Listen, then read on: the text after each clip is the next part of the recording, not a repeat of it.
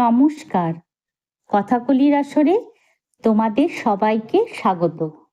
আজ আমি তোমাদের পাঠ করে শোনাব বিষ্ণু শর্মা রচিত পঞ্চতন্ত্র গল্প সমগ্র থেকে চার বন্ধু ও মৃত সঞ্জীবনী বিদ্যা গল্পটি। এক নগরে ছিল চার বন্ধু।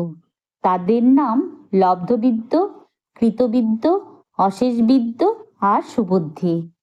প্রথম তিনজন লেখাপড়া করে নানা বিদ্যা শিখে পণ্ডিত হলো, কিন্তু হলে হবে কি, ঘটে তাদের বুদ্ধি বলতে ছিল না কিছু। সুবুদ্ধি লেখাপড়া শিখে পণ্ডিত হতে পেল না বটে, সে ছিল তুখোড় বুদ্ধিমান। একদিন চার বন্ধুতে মিলে পরামর্শ করল তারা পূব দেশে যাবে। বিদেশে না গেলে ইচ্ছে মতো টাকা রোজগার করা যায় না।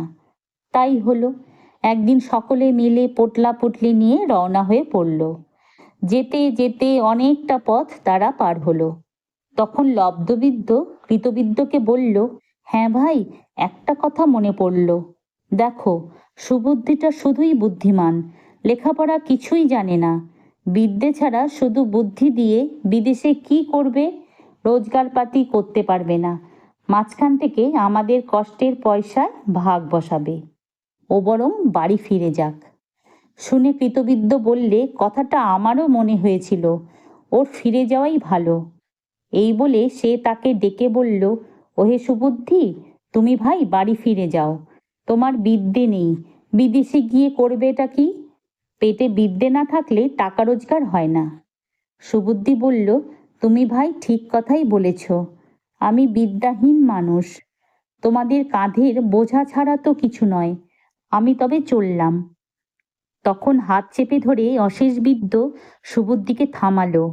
বন্ধুদের দিকে তাকিয়ে সে বলল, এসব কি বলছো তোমরা? আমরা ছেলেবেলা থেকে একসঙ্গে খেলাধুলো করেছি, নাই বা থাকলো তার বিদ্যে। আমাদের সে বন্ধু তো বটে। তোমাদের কাছে বিদ্যা আর টাকা করেই বড় হলো, বন্ধুত্বটা কিছু নয়। ও আসুক আমাদের সঙ্গে, ওর মতো ছেলে হয় না। আমরা যা আয় করব ভাগাভাগি করে নেব ক্ষণ। দেখো ভাই, মনটা ছোট করো না, চলো হে সুবুদ্ধি। কৃতবিদ্যর কথা শুনে দুই বন্ধু লজ্জিত হলো। তারা বলল, তাই তো, কথাটা ভুল বলা হয়ে গেছে। ওহে সুবুদ্ধি, তুমি ভাই কিছু মনে করো না, আমরা সকলে একসঙ্গেই বিদেশে যাব। সুবুদ্ধিকে আর ফিরে যেতে হলো না।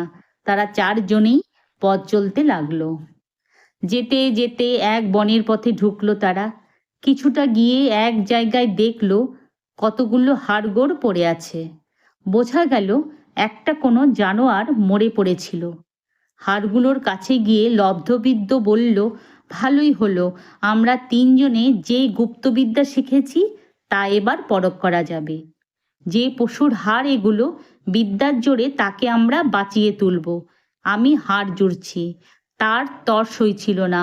কথা শেষ করেই চোখ বুজে বিড়বিড় করে মন্ত্র পড়তে শুরু করলো। দেখতে দেখতে হাড়গুলো খটাখট শব্দে জোড়া লেগে একটা জানোয়ারের আস্ত কঙ্কাল হয়ে গেল। কিন্তু তখনও বোঝা গেল না সেটা কোন জানোয়ার।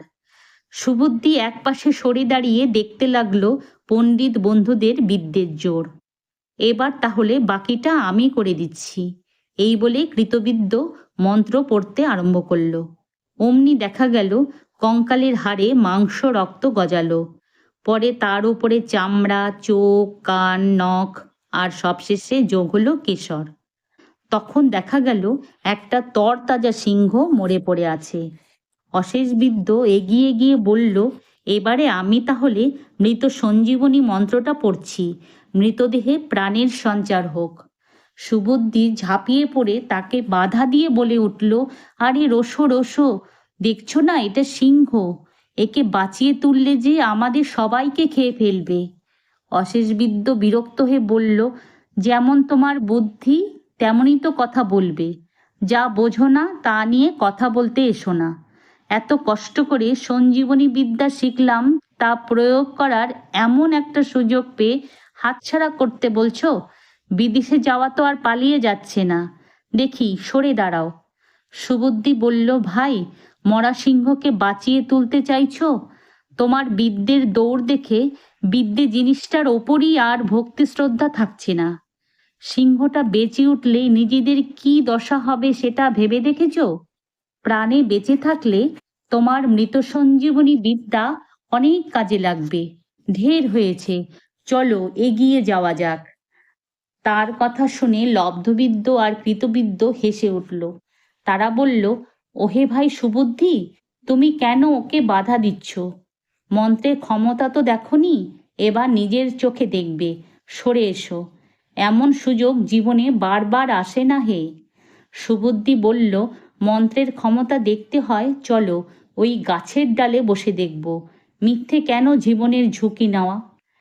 তিন বন্ধু তখন বলে উঠল, তোমার যখন এত ভয়, তুমি গাছে ওঠো গে, আমরা কাছে দাঁড়িয়ে দেখব ব্যাপারটা।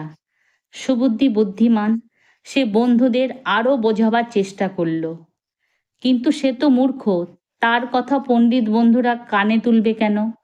যখন কিছুতেই বন্ধুদের রুখতে পারল না, অগত্যা সুবুদ্ধি বলল, বেশ, তাহলে একটু সবুর করো, আমি গাছে চড়ে নিই, তারপরে মন্ত্র পড়ো। এই বলে সে বিষণ্ণ মুখে সামনের একটা গাছে চড়ে বসল। এদিকে অশেষবিদ্য চোখ বুজে মন্ত্র পড়তে আরম্ভ করল। সিংহের শরীরটা তো আগেই তৈরি হয়ে গিয়েছিল, এবার মন্ত্রের প্রভাবে প্রথমে সেটা নড়ে উঠল, তারপর ধীরে ধীরে চোখ খুলে উঠে দাঁড়ালো। দেখতে দেখতে মৃত সিংহ জীবন্ত হয়ে উঠল। মন্ত্র পড়া শেষ করে অশেষবিদ্য স্থির হয়ে দাঁড়াবার সুযোগও কিন্তু পেল না। প্রচণ্ড গর্জনে বন কাঁপিয়ে চোখের পলকে সিংহ লাফিয়ে পড়ল তার ঘাড়ে। তারপর সামনে দাঁড়ানো অন্য দুজনকে দুই থাবার ঘায়ে পেড়ে ফেলল মাটিতে। জীবন ফিরে পাওয়া ক্ষুধার্ত সিংহের হাতে একে একে তিন পণ্ডিত বন্ধুই প্রাণ হারালো। বিষণ্ণ সুবুদ্ধি রাতটা গাছে কাটালো। সকাল হলে গাছ থেকে নেমে বাড়ির পথ ধরল। যদি তোমাদের আজকের এই গল্পটি ভালো লেগে থাকে, তাহলে একটা লাইক ও আমার এই চ্যানেলটিকে সাবস্ক্রাইব করে দিও, যাতে তোমাদের জন্য আরও অনেক নতুন নতুন গল্প নিয়ে আসতে পারি। ধন্যবাদ।